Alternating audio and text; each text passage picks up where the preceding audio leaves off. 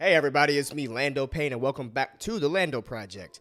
So yes, this past weekend we had San Diego Comic-Con. It was totally awesome. Got a lot of cool stuff to come out of that. We got Phase 5 and Phase 6 stuff, but one of the things that really surprised, I think, a lot of people was the new trailer that we got for Black Panther Wakanda Forever. It detailed a lot of new stuff. We're getting our first glimpse at Namor and the Marvel Atlanteans, it looks like. But also, we got our first glimpse at who our new Black Panther is going to be. And that is what we are going to be diving into on this episode of The Lando. So yeah, we got the Black Panther Wakanda Forever trailer, and this trailer looks absolutely amazing. The visual styles looks great. The audio pick that the song choice that they used was amazing. It brought me to tears watching this Black Panther trailer, and I'm totally excited for it. But I think the big question is on everybody's mind right now is, who is our new Black Panther? We did unfortunately lose Chadwick Boseman as he passed away a few years ago. Rest in peace to T'Challa. And it does look like that they are going to be burying T'Challa in Marvel as well. But we are going to be getting a new Black Panther, and I have 5 possibilities on who I believe this new Black Panther is going to be. Before I get into those 5, guys, please hit that like button, subscribe, and share. Hitting that like button helps our channel grow. It really does help us out a lot. It is totally free for you. So please hit that like button. It definitely means a lot. So with that being said, let's get on into it. Coming in number 5. My number 5 pick is Baku, the man-ape Winston Duke's character, the leader of the Jabari clan.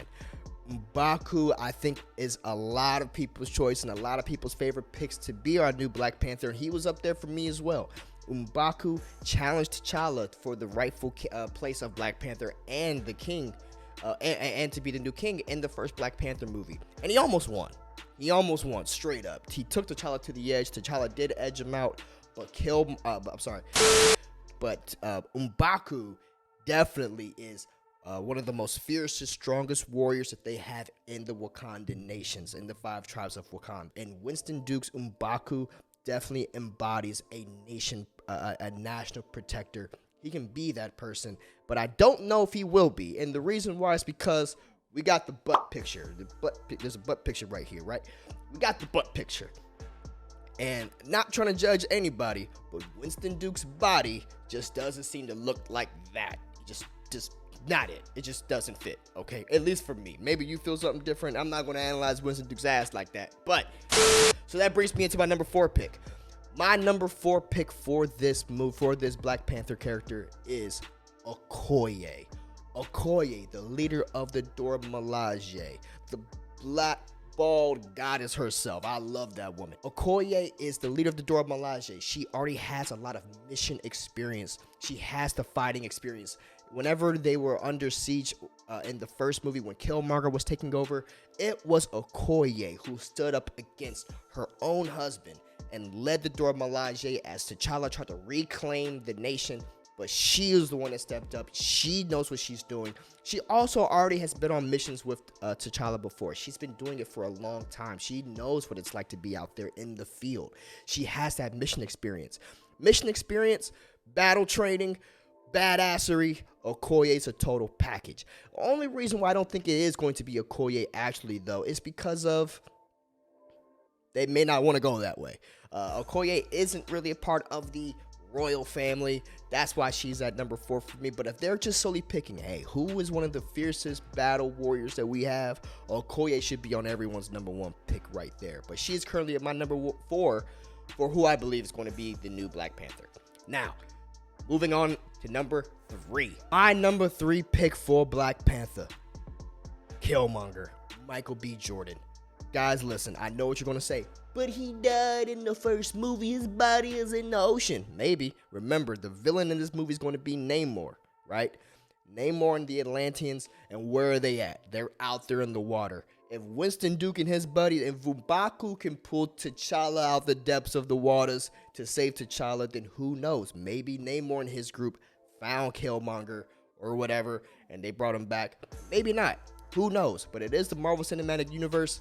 People don't stay dead for long. Ask Doctor Strange. He's died like 500 times. But bringing back Killmonger, I think, will make a lot of people happy. People loved Michael B. Jordan in this role. They want to see more of him. He killed it as Killmonger.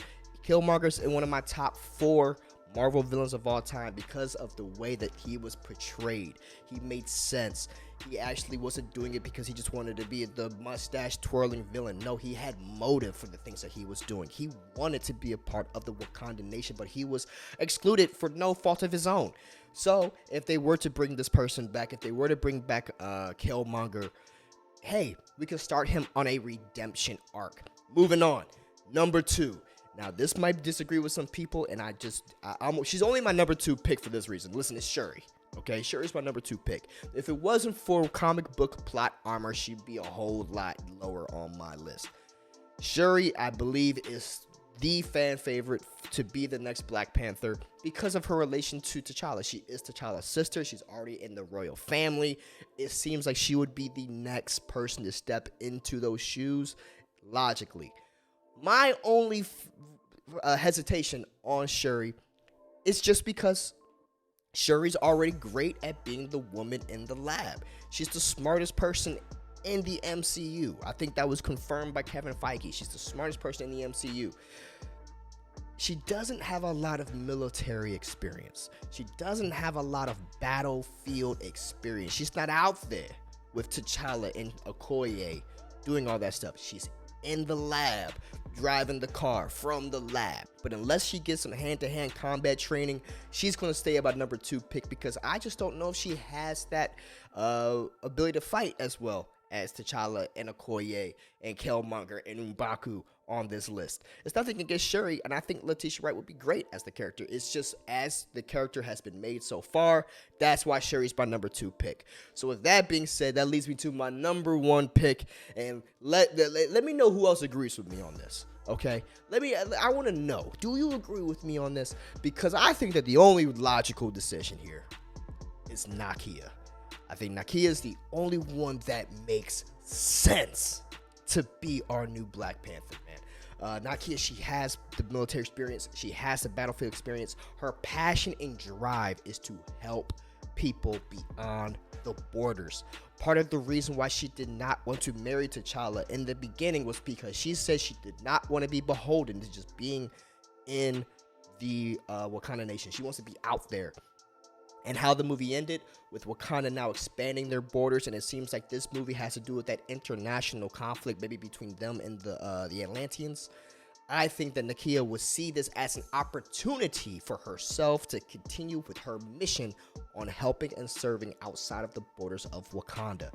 I do see her as someone who has the physical ability to potentially take down someone like M'Baku or someone like Okoye. That's where Shuri just mismatches for me. I don't know. I think this is not what Shuri hates session. I don't know. But I think Nakia would be the best choice for this. But listen, here's the thing though. All of the women in Wakanda can hold their own. I have no issue about this. There's a reason why I got 3 of them in my top 5. I believe that the Black Panther should be a woman in this next movie. It makes all the sense in the world. And I love the fact that this movie is showcasing all of these wonderful females between Angela Bassett's Queen or to Letitia Wright or to Peter Nyong'o or with Okoye's character. I love this. I cannot wait for this movie. But guys, that's been my top 5 pick of who I believe is going to be the next Black Panther. I really appreciate you hanging out with me on this episode of the Lando Project, where we celebrate fandom. Hit that like button, subscribe, and share, and I will see you next time. Figure guns.